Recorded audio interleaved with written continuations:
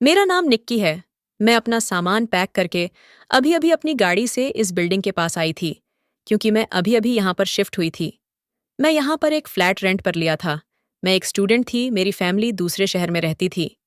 मैं इस शहर में अपनी पढ़ाई कंप्लीट करने के लिए आई हुई थी। काफ़ी टाइम से मैं दूसरी बिल्डिंग में रह रही थी, मगर वहाँ पर मुझे रहने में काफ़ी दिक्कत का सामना करना पड़ रहा था। किसी ने मुझे यहाँ के बारे में बताया, इसलिए मैं यहाँ पर एक फ्लैट रेंट पर ले लिया।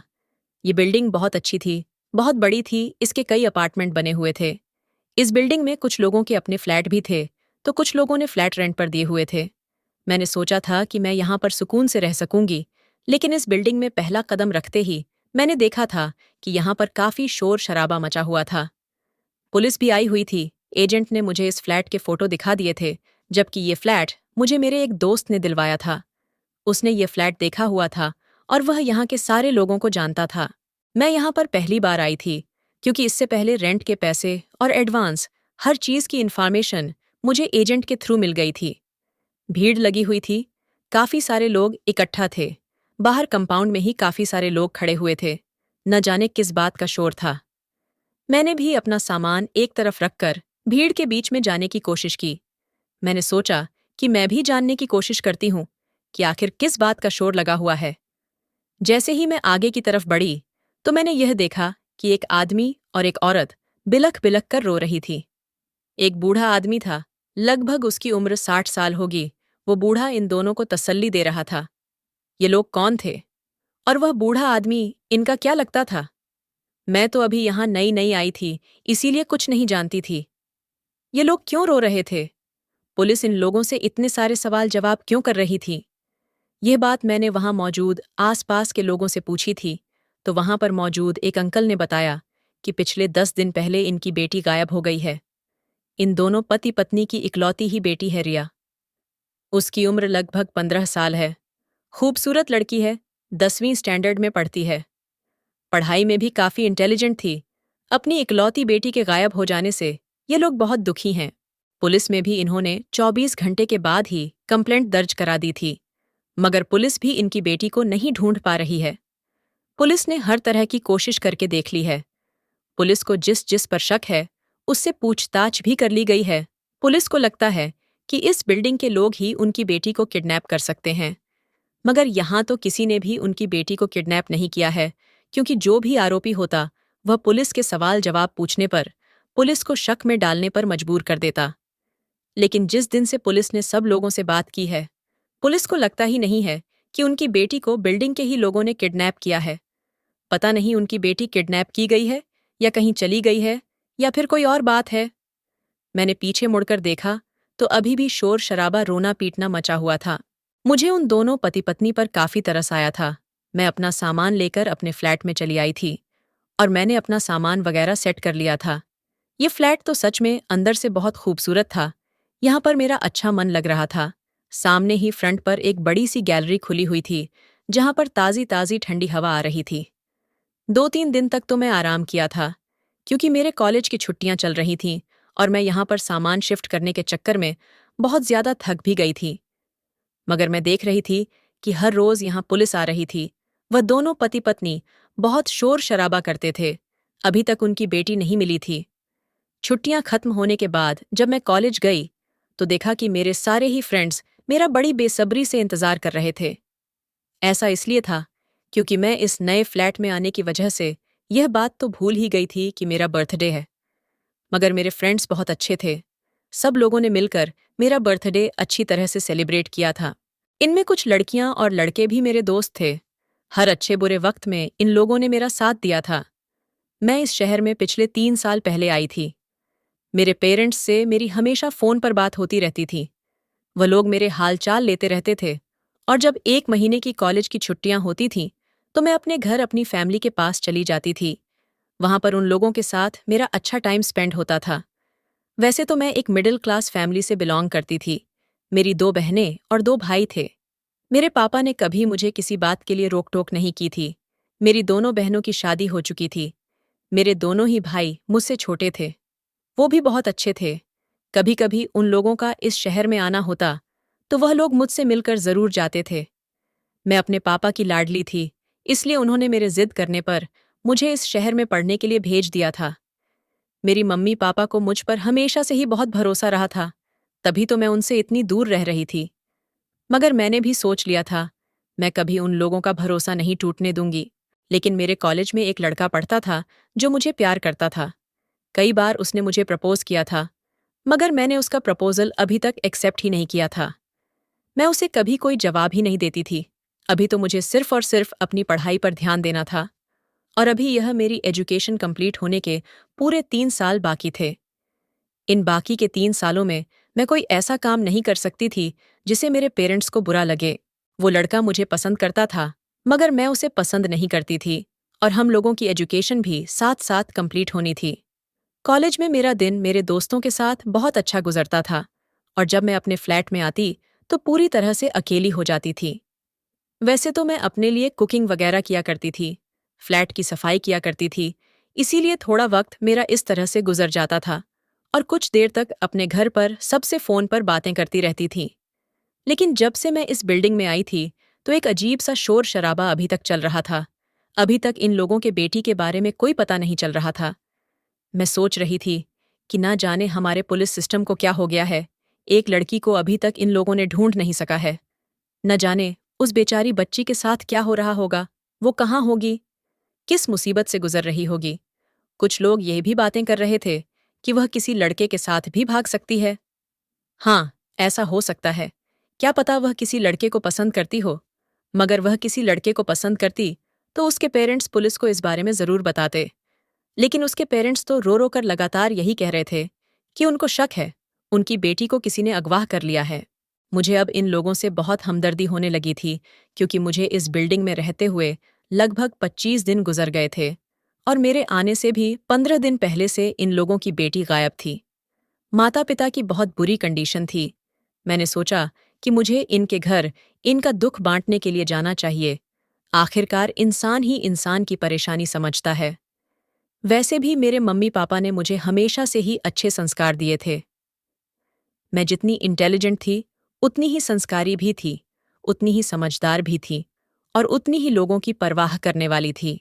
मेरे पेरेंट्स ने हमेशा मुझे यही सिखाया था कि परेशान लोगों की मदद किया करो, और गरीबों की भी मदद किया करो। हक के खिलाफ बोलना सीखो, अपना इंसाफ खुद लेना सीखो। मैं एक ऐसी लड़की थी जो कभी किसी के आगे झुकती नहीं थी। जो मेरे साथ अच्छे तरीके से पेश आता था, मैं उसके साथ अच्छी रहती थी, और जो मेरे साथ गलत तरीके से पेश आता था, मैं उसके लिए उतनी गलत बन जाती थी कि जब तक उसे मज़ा नहीं छका देती, तब तक पीछे नहीं हटती थी। मैं इन लोगों से मिलने के लिए चली गई थी, और मैंने आकर उनको अपने बारे में बताया कि मैं अभी कुछ दिनों पहले ही इस बिल्डिंग में शिफ्ट हुई हूँ। 5th फ्लोर पर मेरा फ्लैट है। मैं एक स्टूडेंट हूँ, और यहाँ के ही एक कॉलेज में पढ़ती हूँ। मैंने देखा था कि वह लोग अभी भी अपनी बेटी के लिए बेचैन थे। आखिरकार उनकी इकलौती बेटी गायब हुई थी। उनकी तकलीफ का अंदाजा शायद कोई नहीं लगा सकता था। उस लड़की की माँ मेरे सामने बहुत रो रही थी, और कह रही थी कि वह कुछ भी करके अपनी बेटी को ढूंढना चाहती हैं। कहीं ऐसा ना हो, देर हो जाए और उनकी बेटी किसी बड़ी मुसीबत का शिकार हो जाए। मगर उनकी मदद तो कोई भी करने के लिए तैयार नहीं था। पुलिस भी उनकी कोई मदद नहीं कर पा रही थी। वैसे तो पुलिस अपना काम कर रही थी, लेकिन अभी पुलिस किसी नतीजे पर नहीं पहुंची थी। मैंने उनसे पूछा था, आखिर आपकी बेटी किस समय, कब और कैसे गायब हुई? तो उन्होंने मुझे बताया कि उनकी बेटी अपने स्कूल से आ जाने के बाद कुछ नोट्स तैयार करने के लिए सामने वाले अपार्टमेंट में अपनी दोस्त के फ्लैट में गई थी। ये दोनों लड़कियां साथ ही स्कूल जाया करती थीं, एक दूसरे की बेस्ट फ्रेंड्स थीं।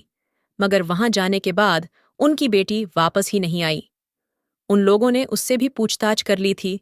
उस लड़की ने बताया था कि रिया काफी देर तक उसके पास बैठी रही थी, उससे बातचीत करती रही। दोनों ने काफी देर तक पढ़ाई भी की थी, और उसके बाद वह अपनी दोस्त के घर से चली तो गई थी, मगर अपने घर तक नहीं पहुंची थी। न ही उसे किसी ने बिल्डिंग से निकलते हुए देखा था। ये किस्सा बड़ा ही अजीब था। मेरी भी कुछ समझ नहीं आ रहा था कि इस लड़की को कहीं आते जाते किसी ने देखा भी नहीं, और यह गायब भी हो गई। मैंने उनसे पूछा था, आपकी बेटी की बिहेवियर कैसी थी, पढ़ाई में कैसी थी? तो उन लोगों ने मुझे बताया कि हमारी बेटी पढ़ाई में बहुत इंटेलिजेंट थी, हमेशा अपनी क्लास में फर्स्ट आती थी। उसका नेचर बहुत अच्छा था, हर किसी से इज्जत और प्यार से बात करती थी। आखिरकार हमने उसे अच्छे संस्कार दिए थे, मगर फिर भी न जाने क्यों हमारी बेटी के साथ ऐसा हो गया। मैंने उन लोगों से यह भी पूछा था कि कहीं आपकी किसी से कोई दुश्मनी तो नहीं है? कहीं आप दोनों पति पत्नी से दुश्मनी निकालने के लिए किसी ने आपकी बेटी को गायब कर लिया हो? ऐसा भी हो सकता है। तो उन लोगों ने कहा, हाँ, आप ठीक कह रही हो, मगर हमारा कोई दुश्मन नहीं है। हम बहुत सिंपल लोग हैं। हम तो यहाँ सिर्फ अपने घर में ही रहते हैं। रिया के फादर अपनी नौकरी पर जाते हैं, मगर टाइम टू टाइम वापस आ जाते हैं उनका। तो ऑफिस में भी कभी किसी से झगड़ा नहीं हुआ। उसके बाद हम लोग घर के अंदर ही रहते हैं। कभी हॉलिडे में भी हम लोग कहीं नहीं जाते, क्योंकि मेरी बेटी अपनी पढ़ाई को लेकर बहुत सीरियस रहती है। ज्यादातर वह अपने कमरे में बंद होकर पढ़ाई करती रहती थी। हमारा कोई दुश्मन नहीं है। हमारी जिंदगी तो अच्छी खासी खुशहाल गुजर रही थी। फिर ना जाने हमारी जिंदगी ने ये कैसा मोड़ ले लिया, जिसमें हमारी बेटी ही हमसे अलग हो गई। मैंने उन्हें तसल्ली दी और कहा, आप फिक्र न करें, आपकी बेटी जरूर मिल जाएगी। अभी मैं इन लोगों के यहाँ बैठी ही हुई थी, तभी वही 60 साल का बूढ़ा आदमी उनके घर के अंदर आ गया था। जब उसने देखा कि रिया की मम्मी रो रही है, तो उसने उन्हें तसल्ली दी। कहने लगा, बेटा रोना बंद करो, तुम्हारे रोने से तुम्हारी हिम्मत टूट रही है। तुम्हें मजबूत रहना है अपनी बेटी को तलाश करने के लिए। तुम सिर्फ प्रार्थना करो। ये पुलिस वाले या ये दुनिया वाले कुछ नहीं कर सकते। जो करेगा वह ऊपर वाला ही करेगा। मुझे तो यह बूढ़ा आदमी कुछ ठीक नहीं लग रहा था, क्योंकि इसकी नजरें मुझे किसी किसी वक्त खुद पर पड़ती हुई महसूस हो रही थीं। जैसे ही मैं इसे देखती, ये नजर बचा लिया करता था। बड़ा ही अजीब आदमी था। मुझे लगा शायद यह इनका कोई रिश्तेदार होगा, मगर उन्होंने बताया कि यह हमारे फ्लैट के ऊपर वाले फ्लैट में ही रहते हैं। इनकी पत्नी की मौत हो गई है, बहू बेटा और पोता पोती भी हैं। बेटे की दूसरे शहर में पोस्टिंग हो जाने की वजह से वह अपनी फैमिली के साथ बाहर रहने लगा। मगर ये यहाँ से नहीं गए। इन्हें तो यही का माहौल पसंद है। मेरी बेटी इनसे बहुत लगती थी, इनको दादाजी कहकर पुकारती थी। इसलिए ये मेरी बेटी के लिए बहुत परेशान है। इन्हें भी मेरी बेटी की याद आ रही है। मैंने सोचा, चलो अच्छी बात है, अंकल को उनकी बेटी की फिक्र हो रही है। लेकिन मैं काफी दिनों तक इस लड़की के लिए परेशान रही थी। न जाने क्यों मुझे इसके माता पिता से एक अजीब सी अटैचमेंट होने लगी थी। मैं हर रोज उनके घर जाने लगी, उनके सुख दुख बांटने लगी और उनकी बेटी के बारे में जितना हो सके इन्फॉर्मेशन निकालने लगी। अगर मैं परेशान थी तो इस बूढ़े आदमी की वजह से, जो न जाने क्यों मुझे शक में डालने पर मजबूर कर रहा था। और इसी तरह करते करते लगभग 2 महीने गुजर गए थे, मगर अभी तक रिया का कोई अता पता नहीं था। मेरे एग्जाम्स आने वाले थे और एग्जाम्स के टाइम में ज्यादातर मैं रातों को जागकर पढ़ाई किया करती थी। दिन में मुझे सिर्फ कॉलेज में ही पढ़ाई करने का टाइम मिलता था, या फिर अपने फ्रेंड्स के साथ थोड़ी बहुत बातें कर लिया करती थी और रिया के घर चली जाती थी। उसकी मम्मी का बिहेवियर बहुत अच्छा था। मुझे उन लोगों के घर जाना अच्छा लगता था। पुलिस ने अब रिया के पेरेंट्स को बोल दिया था कि आपकी बेटी का कोई पता नहीं चल सका है। एक आखिरी उम्मीद उन लोगों को पुलिस से थी, और पुलिस भी अब अपने हाथ झाड़ चुकी थी। रिया के पेरेंट्स का रो रो कर बुरा हाल हो चुका था। अब उन लोगों को यही लगता था कि कभी उनकी बेटी उन्हें वापस नहीं मिलेगी। मुझे भी बेहद अफसोस था कि आखिर इन लोगों के साथ बहुत बुरा हुआ है, मगर सोचने वाली बात यह थी कि लड़की गई तो कहाँ गई। न जाने क्यों मेरा दिमाग एक डिटेक्टिव की तरह सोचने लगा था। मुझे ऐसा लगता था, हो ना हो रिया या तो इस बिल्डिंग में है या फिर दूसरी किसी बिल्डिंग में है। वो यही कहीं आसपास ही है, कहीं दूर नहीं है, क्योंकि रिया को कॉलोनी के गेट से बाहर जाते हुए किसी ने देखा ही नहीं था। हालांकि वहां पर कैमरा भी लगे हुए थे। पुलिस हर हद तक रिया को ढूंढने की कोशिश कर चुकी थी। रिया की दोस्त पूजा के घर की भी तलाशी ले ली गई थी। रिया के मोबाइल की सारी कॉल डिटेल्स भी चेक कर ली गई थी, मगर पुलिस को कोई सुराग नहीं मिल सका था। रिया की मम्मी बहुत रोती थी। मैं उनको जाकर तसल्ली दिया करती थी। मैंने इस बारे में फ़ोन पर अपने पेरेंट्स को भी बताया था, लेकिन मेरे पेरेंट्स को मेरा यह तरीका गलत लगता था कि मैं लोगों के घर घर जाकर उनके फैमिली मैटर्स में इन्वॉल्व क्यों होती हूँ। मेरे पेरेंट्स कहते थे, जिनको हम जानते हो उनके घर जाना अच्छी बात है, मगर जिन्हें हम नहीं जानते और जिनसे हमारी नई नई जान पहचान हुई है, उन पर इतनी जल्दी भरोसा नहीं करना चाहिए। तुम एक जवान लड़की हो, तुम दूसरों के घर इस तरह से मत जाया करो। मगर मैंने अपने पेरेंट्स को समझाया था कि मेरा दिल बिल्कुल साफ है। मेरे साथ कभी कुछ गलत नहीं हो सकता, और अगर गलत होगा भी तो मैं जुल्म के खिलाफ लड़ने के लिए पूरी तरह से तैयार हूं। मेरे भाग्य में जो लिखा होगा वह मेरे साथ हो जाएगा। एक रात मैं अपने फ्लैट में पढ़ाई कर रही थी, और पढ़ाई करते करते काफी थक चुकी थी। लगभग रात के 2 बजे का टाइम हो रहा था। जब मैं उठी तो सोचा कि किचन में जाकर अपने लिए कॉफी बना लेती हूँ। कॉफी हाथ में लेकर और मोबाइल चलाते हुए मेन विंडो तक चलती हुई आई थी, जब अचानक मेरी नज़र सामने वाली बिल्डिंग की तरफ गई थी। वही बूढ़ा आदमी जिनको इस बिल्डिंग के सारे ही लोग शर्मा जी कहते थे। आखिर शर्मा अंकल सामने वाली बिल्डिंग में ऐसे चोरी चुपके रात के समय कहाँ जा रहे थे? उनका तो कोई रिश्तेदार भी नहीं था, और वह ज्यादातर आसपास की बिल्डिंग के लोगों से बातचीत नहीं करते थे। ऐसा मैंने उनके मुंह से ही सुना था। तो फिर वह इस बिल्डिंग में क्या करने जा रहे थे? मैंने देखा था कि वह बार बार पहले इधर उधर देख रहे थे कि कहीं उन्हें कोई देख तो नहीं रहा है, और फिर वह उस बिल्डिंग के अंदर चले गए। काफी देर तक मैं खड़ी हुई, उनके आने का इंतजार करती रही। पूरे 2 घंटे बाद वह उस बिल्डिंग से निकले थे। अगर दिन में कोई किसी के यहाँ जाता है तो समझ आता है, लेकिन आधी रात के समय किसी के यहाँ जाने का क्या मतलब बनता है? मैंने सोचा, हो सकता है शर्मा अंकल को सामने वाली बिल्डिंग में किसी से कोई काम हो, या फिर किसी को शर्मा अंकल से काम भी हो सकता है, या फिर कोई इमरजेंसी आ गई हो। मुझे उन पर कुछ ज्यादा ही शक होने लगा है। फिलहाल मैंने इस बात को अपने दिमाग से झटक दिया था, और मैं अपनी पढ़ाई में बिजी हो गई थी। मगर वही सब कुछ मैंने अगले दिन भी देखा था कि शर्मा अंकल फिर से रात के 2 बजे के बीच में सामने वाली बिल्डिंग में जा रहे थे, और आज भी वह यही हरकत कर रहे थे। लेकिन आज उनके हाथ में कुछ था। ऐसा लग रहा था कि उनके हाथ में खाना की प्लेट्स पड़ी हुई है, और वह यह लेकर बिल्डिंग के अंदर चले गए थे। मगर वह बार बार पीछे की तरफ मुड़कर या इधर उधर मुड़कर देख रहे थे कि कोई उन्हें देख तो नहीं रहा है। न जाने क्यों मुझे इस बुढ़े पर अब शक नहीं, बल्कि पूरा यकीन होने लगा था कि दाल में जरूर कुछ काला है। इस बुढ़े की हरकतें तो वैसे भी मुझे ठीक नहीं लगती थी, और अब तो धीरे धीरे समझ आने लगा था कि ये सामने वाली बिल्डिंग में आखिर क्या करने जा रहा है। सुना था इसका बेटा इसको हर महीने पैसे भेजता है, इसको बुलाता भी है, मगर ये यहां से जाता ही नहीं है। इस आदमी का यहाँ कुछ ज्यादा ही मन लग रहा था। और फिर मुझे ये भी पता चला था कि रिया भी इस बुढ़े से कुछ ज्यादा ही अटैच थी। यही हरकत मैंने कई दिन तक देखी थी। मैं अब इस पर नजर रखे हुए थी। हर रात में इसे अपनी खिड़की से सामने वाली बिल्डिंग में जाते हुए देखती थी। रात का टाइम होता था, और इसके हाथ में खाने की प्लेट्स जरूर होती थी। शायद ये वहां किसी के लिए खाना लेकर जाता होगा, मगर किसके लिए, इसका तो कोई अपना था ही नहीं। उस समय तो वॉचमैन भी सो जाया करते थे, और फिर बिल्डिंग के गेट तो खुले हुए ही होते हैं। आने जाने वाला रात बीच में कभी भी कैसे भी आ जा सकता है, और ये तो फिर भी यही के रहने वाले थे, इसीलिए इनको तो कोई रोक टोक नहीं कर सकता था। मगर सवाल ये है कि यह शर्मा अंकल को सामने वाली बिल्डिंग में आधी रात के समय ही काम क्यों आता है? अब मैंने सोच लिया था कि मुझे कुछ ना कुछ तो करना ही होगा। न जाने क्यों मैं खोई खोई सी रहती थी, कंफ्यूज रहती थी। मुझे ऐसा लगता था जैसे इस बूढ़े आदमी ने रिया के साथ कुछ किया है। कहीं ऐसा तो नहीं कि रिया सामने वाली बिल्डिंग में हो, और इसी बिल्डिंग में रिया की फ्रेंड पूजा भी तो रहती है। जिस दिन रिया गायब हुई थी, उस दिन वह अपनी फ्रेंड के यहाँ नोट्स तैयार करने के लिए गई थी, और फिर वह अपना काम निपटाने के बाद वहां से आ गई थी, लेकिन वहां से अपने घर नहीं आई, और ना ही बिल्डिंग के गेट से बाहर आई। अब मेरा शक यकीन में बदलता जा रहा था। मैं अपनी क्लासरूम में बैठी हुई थी और बड़ी गहरी सोच में बैठी थी, क्योंकि मैं यही सब कुछ सोच रही थी, जब अचानक मेरी एक दोस्त ने मुझे झटके से हिलाया और कहने लगी, तुम्हें क्या हुआ है? क्यों ऐसे रिएक्ट कर रही हो?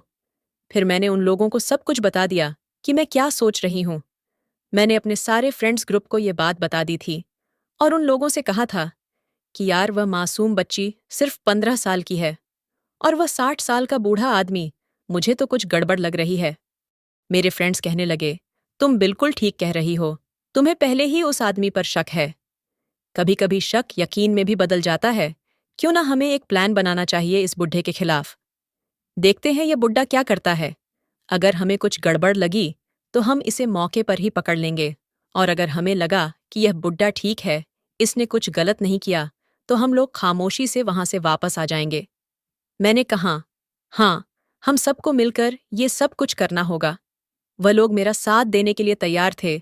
हमने कॉलेज में ही काफ़ी देर तक प्लान बनाया, डिस्कशन किया और फिर मैं अपने घर आ गई थी। हर दिन की तरह मैंने फिर से अपनी पढ़ाई पर ध्यान देना शुरू कर दिया था और मेरी कुछ दोस्ती मेरे साथ मिलकर मेरे फ्लैट में खिड़की से उस बुढ़े पर नजर रख रही थी। जैसे ही वह हमारी बिल्डिंग से निकलकर सामने वाली बिल्डिंग के गेट तक पहुंचा, तो मेरे दोनों दोस्त उसका पीछा करने लगे और उसका पीछा करते करते वह लोग उस फ्लैट तक पहुंच गए जिस फ्लैट के अंदर वह बुढ़ा जाने वाला था। पहले तो उसने ताला खोली तो मेरे एक दोस्त ने उससे कहा, अंकल जी, यहाँ पर मिश्रा जी का फ्लैट कौन सा है? उसने इनको बातों में लगाने की कोशिश की थी। हालांकि बूढ़े ने रात में मेरे दोस्त से यह भी कहा था कि इतनी रात को तुम यहाँ किसी का एड्रेस पूछने के लिए क्यों आए हो? मेरे दोस्त ने जवाब दिया, जैसे कि आप यहाँ पर इतनी रात को आए हो, उसी तरह से। उसने एक बड़ी ही अजीब बात कही थी। वह कहने लगा, ये फ्लैट तो मेरा है और मैं अपने फ्लैट में कभी भी आ सकता हूँ। मेरा दोस्त कहने लगा, अरे अंकल, आप नाराज ना हो। वह उनको बातों में लग रहा था, जबकि दूसरा वाला दोस्त खामोशी से फ्लैट के अंदर जा चुका था। जब हमारा एक दोस्त फ्लैट के अंदर चला गया, तो बाकी के दोस्तों ने बूढ़े से अपना पीछा छुड़ाया था और वह बूढ़ा भी तसल्लीमंद होकर फ्लैट का दरवाज़ा खोलकर अंदर की तरफ जाने लगा। मेरे दोस्त उसे वहीं खड़े होकर चोरी चुपके देखने लगे। उन्होंने अपने एक साथी को अंदर भेज दिया था ताकि वह अंदर जाकर यह देख सके कि अंदर कोई गड़बड़ है या नहीं, और अंदर गए हुए दोस्त को गड़बड़ का एहसास हुआ था। वो लड़का फ्लैट के अंदर जाते ही ऐसी जगह पर छुप गया था जहां से शर्मा अंकल उसे नहीं देख सकते थे। शर्मा अंकल स्टोर रूम की तरफ गए थे। मेरा दोस्त भी उनके पीछे पीछे गया और उसने देखा कि हम लोगों का शक बिल्कुल सही है, तो उसने चुपके से दरवाज़ा खोल दिया और अपने बाकी साथियों को भी अंदर ले लिया, क्योंकि मामला गड़बड़ नहीं बल्कि बहुत बिगड़ा हुआ था। हम अपने प्लान में सक्सेसफुल रहे थे। शर्मा अंकल को भनक भी नहीं पड़ी थी कि इतने लोग उनके पीछे पड़े हुए हैं। उन्होंने जो फ्लैट के अंदर आने के बाद दरवाज़ा बंद कर लिया था, वह भी हमारे दोस्त ने अंदर से खोलकर बाकी सारे साथियों को फ्लैट के अंदर ले लिया और फिर अंदर जाने के बाद मेरे तीनों ही दोस्तों ने शर्मा अंकल को घेर लिया था और उसके बाद उन लोगों ने हमें भी बुला लिया था। वहां उन लोगों को देखकर बूढ़ा कहने लगा, तुम लोग ये क्या कर रहे हो? क्या बदतमीजी है? तुम लोग यहाँ कैसे आए? इस समय मौके पर हम सारी लड़कियां भी वहां पहुंच गई थीं। हम लोगों ने शोर मचाना शुरू कर दिया ताकि आसपास के सारे लोग जाग जाएं। शर्मा अंकल हमें देखकर बहुत घबरा गए थे। ये फ्लैट पूजा के रूम के ठीक नीचे वाला फ्लैट था। इस फ्लैट से ऊपर सीढ़ियां चढ़कर अगर हम लोग जाते तो उसके ऊपर पूजा और उसकी फैमिली रह रही थी। वो बुढ़ा कह रहा था, ये मेरा फ्लैट है, इसे मैंने रेंट पर लिया है, तुम लोग मेरे घर में किस तरह से आए? इस बुढ़े ने ये फ्लैट रेंट पर क्यों लिया था? ये तो अकेला था, आखिर इसे क्या जरूरत पड़ गई थी? मगर हमारा जो दोस्त इस फ्लैट में सबसे पहले आया था, वह अपनी आंखों से देख चुका था। उसने कहा कि तुम लोग भी देख लो। मेरे एक दोस्त ने उसका गिरेबान पकड़ लिया और हमें स्टोर रूम में जाने के लिए कहा। फ्लैट में 2 कमरे बने हुए थे, एक स्टोर रूम था। हम स्टोर रूम की तरफ आए तो ये देखकर हमारे पैरों तले से जमीन निकल गई कि मेरा शक यकीन में बदल चुका था। जो हमने सोचा था वैसा ही था। रिया एक 15 साल की मासूम लड़की जो जमीन पर बेहोश पड़ी हुई थी। हमने जल्दी से उसे उठाया, पानी के छींटे मारकर उसे होश में लाने की कोशिश की। धीरे धीरे वहां पर लोग इकट्ठा होने लगे थे। बुढ़ा बहुत डर गया था, भागने की कोशिश कर रहा था, हाथ पैर मार रहा था, मगर मेरे तीनों दोस्तों ने उसे जकड़ कर रखा हुआ था, जबकि मेरा एक दोस्त उसकी वीडियो भी बना रहा था। मैंने देखा कि धीरे धीरे सभी लोगों के फ्लैट्स की लाइट ऑन होने लगी। धीरे धीरे लोग वहां आने लगे। वॉचमैन भी आ चुका था और जब सबके सामने यह बात आई तो सबके होश उड़ चुके थे, क्योंकि किसी को भी इस आदमी से ऐसी उम्मीद नहीं थी। रिया की कंडीशन बहुत खराब थी। उसे अस्पताल ले जाया गया। रिया के पेरेंट्स भी शोर शराबे की आवाज सुनकर यहां आ गए थे। रिया की मम्मी ने जब देखा कि उनकी बेटी जिंदा है और यहां इस फ्लैट में बंद है, तो उनका रो रो कर बुरा हाल हो चुका था। मगर मैंने उन्हें तसल्ली दी और कहा कि अब आपको अपनी बेटी का ख्याल रखना। वह अपनी बेटी को लेकर अस्पताल चली गई, जबकि रिया के फादर ने पुलिस को कॉल कर दी थी। पुलिस थोड़ी ही देर बाद आ गई थी। हम बुढ़े से अपने तरीके से सारी बात उगलवाने की कोशिश कर रहे थे, मगर वह अपनी कोई बात बताने के लिए तैयार ही नहीं हो रहा था। हमने वहां पर मौजूद लोगों को बताया कि इसने रिया को अपने पास इस फ्लैट में कैद करके रखा हुआ था। इसके पास तो ऑलरेडी एक फ्लैट है जो इसका अपना है, तो फिर इसे ये फ्लैट रेंट पर लेने की क्या जरूरत पड़ गई? और यह यहाँ हर रात खाना लेकर आता है। हमने आज इस पर नजर रखी हुई थी। आज हम इसे रंगे हाथों पकड़ना चाहते थे। हम सब ने मिलकर इस इंसान की सच्चाई को खोल कर रख दी थी। इसे उम्मीद नहीं थी कि ऐसा भी हो सकता है। मगर मुझे हैरानी इस बात पर थी कि यह बुढ़ा कितना शातिर था। अब बाकी का काम हमने पुलिस के हवाले छोड़ दिया था। पुलिस उसे अरेस्ट करके अपने साथ ले गई। रिया के फादर स्टेशन चले गए थे और उन्होंने बता दिया था कि हम सब ने किस तरह से मिलकर इस बुढ़े को पकड़ा है, जबकि मैं और मेरी फ्रेंड्स हॉस्पिटल चले गए थे। वहां जाने के बाद पता चला कि रिया की कंडीशन बहुत खराब है और डॉक्टर ने एक ऐसी खबर सुनाई थी जिसने सबके होश उड़ा दिए थे। पता चला कि रिया जो पिछले 3 महीने से गायब है, वह 2 महीने की प्रेग्नेंट भी है। रिया की मम्मी तो ये खबर सुनकर बर्दाश्त ना कर सकी और फौरन ही बेहोश हो गई, क्योंकि वह समझ चुकी थी कि उस बूढ़े ने उनकी बेटी के साथ क्या किया। जिस इंसान पर वह इतना भरोसा करती थी, जिस इंसान को वह अपने पिता सामान समझती थी, जिस इंसान को रिया भी अपने दादाजी कहकर बुलाती थी, उस इंसान ने अपनी पोती जैसी उम्र की लड़की पर इतनी गंदी नजर रखी, बल्कि उसके साथ इतना गलत किया। अभी हम लोग कुछ नहीं कह सकते थे क्योंकि अभी रिया को होश नहीं आया था। पुलिस रिया का बयान लेने के लिए पहुंच चुकी थी। अभी इंतजार हो रहा था कि पहले रिया होश में आ जाए, वह थोड़ा संभल जाए, फिर वह पुलिस को बताए सब कुछ। क्योंकि वह खुद भी ज्यादा बड़ी नहीं थी, वैसे तो बहुत समझदार थी, लेकिन वह बच्ची हालात के एक नए सिरे की जंग लड़ रही थी। कुछ समय बाद जब उसे होश आया तो पुलिस उसका स्टेटमेंट लेने के लिए चली गई थी। रिया ने पुलिस को स्टेटमेंट दिया कि जब वह अपनी फ्रेंड के यहाँ से नोट्स बनाकर सीढ़ी से उतर रही थी तो किसी ने उसके मुंह पर हाथ रख दिया और जल्दी से उसे दरवाजे के अंदर खींच लिया।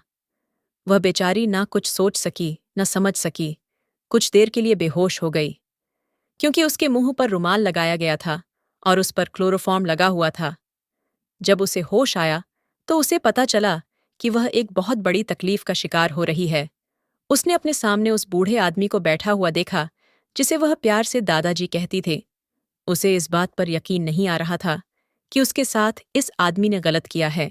उसने रिया को एक बार बेहोश करके गलत काम किया, फिर उसके बाद जब वह होश में आ गई तो तब भी उसके साथ गलत किया और उसने उसके हाथ पैर बांधकर उसे इसी फ्लैट के स्टोर रूम में बंद कर दिया था। जब तक पुलिस कड़ी इन्वेस्टिगेशन कर रही थी तब तक वह रिया के पास नहीं गया और लगातार उसके पेरेंट्स को तसल्ली देता रहा और उनके साथ मिलकर उनकी बेटी को ढूंढता रहा ताकि किसी को उस पर शक ना हो। लेकिन जब रात को सब सो जाते हैं तो रात के लगभग 2 बजे वह अपनी हवस पूरी करने के लिए रिया के पास जाता था। वह बेचारी चिल्ला भी नहीं पाती थी क्योंकि उसके मुंह पर भी कपड़ा बांध दिया गया था। उसे जिंदा रखने के लिए यह रात को अपने घर से खाना प्लेट्स में करके वहां तक ले जाता था, मगर वह उससे बार बार रिक्वेस्ट कर रही थी, दादाजी मुझे जाने दो। लेकिन वह दरिंदा कहता था कि मेरी तो तुझ पर न जाने कब से नजर है, मगर ऐसा कोई उपाय ही नहीं मिल सका कि मैं तुझे अपने कब्जे में कर सकूं। मैंने तुझे अपने कब्जे में करने के लिए ये फ्लैट रेंट पर लिया। मुझे पता चल गया था कि ऊपर पोर्शन में रहने वाली तेरी दोस्त के यहाँ तू हर दूसरे तीसरे दिन आती रहती है। उस बिल्डिंग में रहकर तो मैं कुछ नहीं कर सकता था। आखिर तेरे माता पिता मुझ पर बहुत भरोसा करते हैं, इसीलिए मैंने यह फ्लैट ले लिया और यहाँ पर इस काम को अंजाम देने लगा। यही सब उस बूढ़े आदमी ने भी पुलिस की पिटाई से उगल दिया था। शर्मा अंकल एक बड़ा ही घिनौना इंसान था। उसने पुलिस को अपना बयान दिया कि उसने जब से यहाँ पर रिया को देखा था उसकी नीयत तभी से उस पर आ गई थी और उसने रिया की फैमिली से जान पहचान बढ़ानी शुरू की। वह 2 साल पहले अपने बेटे और बहू के साथ यहाँ आया था और उसे रिया बहुत अच्छी लगने लगी थी। रिया छोटे छोटे स्कर्ट पहनती थी। वो उसकी टांगों को बड़ी गौर से देखता था। वह जब ऐसे कपड़े पहनती थी तो उसके शरीर पर अपनी नजरों को जमा देता था। वो शाम के टाइम पर पार्क में अपनी फ्रेंड्स के साथ टाइम स्पेंड करने के लिए जाती थी तो वह उसे घूर घूर कर देखता रहता था। उनके घर जाता तो धीरे धीरे रिया के नजदीक आने की कोशिश करता था। वह कभी यह बात समझ ही नहीं पाई कि यह इंसान उस पर गंदी नजर रखता है, और ना उसके पेरेंट्स कभी ये बात समझ पाए। उन लोगों ने तो इस आदमी पर भरोसा कर लिया था। एक दो बार इसने रिया को कहीं बाहर ले जाने के लिए भी कहा था, मगर कभी रिया के पापा उनके साथ चले जाते थे तो कभी रिया की मम्मी चली जाती थी। उसे कभी अकेले में रिया के साथ वक्त गुजारने का मौका नहीं मिला था, इसलिए वह काफी समय से गुस्सा रहने लगा था। सोच रहा था कि वह किस तरह से रिया के साथ गलत करे, इसलिए उसने सामने बिल्डिंग में बने हुए एक अपार्टमेंट में फ्लैट रेंट पर ले लिया और उसके बाद वह रिया के साथ गलत काम करता रहा। उसे लगता था कि इस बारे में कभी किसी को पता नहीं चलेगा, लेकिन सच कभी छुपाया नहीं जा सकता है, एक न एक दिन सामने आ ही जाता है। अब रिया उसके बच्चे की माँ बनने वाली है। ऐसा नामुमकिन है। रिया इस बच्चे को जन्म नहीं दे सकती, क्योंकि उसके लिए इस बच्चे को जन्म देना बिल्कुल भी ठीक नहीं है। पुलिस ने इस बूढ़े आदमी को कड़ी से कड़ी सजा दिलवाई थी कि इतनी उम्र में आकर कितना शातिर इंसान था और उसने पुलिस को कितना गुमराह किया है। रिया के पेरेंट्स हमारे बहुत शुक्रगुजार थे, मगर हम सब ने मिलकर एक अच्छा काम किया था। एक लड़की को उसके पेरेंट्स से मिलवा दिया था। रिया अभी 2 महीने की ही प्रेग्नेंट थी, इसलिए दवाइयों से उसका अबॉर्शन कर दिया गया और रिया को इस चीज से भी निजात मिल गई थी। मैं आप लोगों से यही कहना चाहूंगी कि किसी भी अनजान पर इतना भरोसा ना करें कि आप उसे अपने परिवार का हिस्सा बना लें। कुछ लोग ऐसे होते हैं जो बिल्कुल भरोसे के लायक नहीं होते। अपने बच्चों की सुरक्षा आपके हाथ में है। जितना हो सके अपने बच्चों को सुरक्षित रखने की कोशिश कीजिए और अपने बच्चों का ख्याल खुद रखें, उन्हें दूसरों के हवाले ना छोड़ें। इस कहानी को काफ़ी साल बीत चुके हैं। मेरी शादी भी हो चुकी है और मेरी शादी उसी लड़के के साथ हुई है जो मुझे कॉलेज में पसंद करता था। क्योंकि जब मैं अपनी एजुकेशन पूरी करने के बाद अपने घर आई तो फौरन ही उसने मेरे घर रिश्ता भेज दिया था। ये रिश्ता मेरे पेरेंट्स को बहुत अच्छा लगा था और इस तरह मेरी उसके साथ शादी हो गई। रिया और उसकी फैमिली आज भी मुझसे कांटेक्ट रखते हैं। रिया मुझे अपनी बड़ी बहन मानती है और मैं भी उसका बहनों की तरह ही ख्याल रखती हूँ। वो दोबारा से अपनी जिंदगी की तरफ लौट आई है।